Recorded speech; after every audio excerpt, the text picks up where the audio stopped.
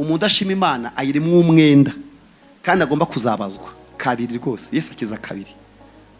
Adukiza uburyo bwombi. Adukiza kabiri. Adukiza iki? Adukiza ibibazo dufite, ariko atari yo ntego Yesu agamije. Ko business ya Yesu ni kuzatujyana mu ijuru. Noneho rero yo muhuye urwaye, ufite agahinda, ubuza akazi, ushonje, ufite ikibazo, Yesu ahera ku rurimi wumva. Kubwira umuntu ngo Yesu ngo arakiza, waburaye umeze nabi, ahera ku byo wumva. Aniyereka intumwa ze yagendaga ziyereka atubura amafi, kandi atagamije kubabwira ngo basubire kuroba bagira ngo bakore mu mazi, abaho umwuka wera. Nuko Yesu ateye. Ibyo yagukoreye bya bindi byose ushima mu Imana, kuguha inzu, kuguha akazi, kuguha utura, kuguha abana, yabikoze kugira ngo akwiyegereze.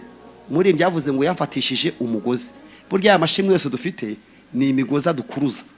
Yamfatishije umugozi ari go rukundo rwe.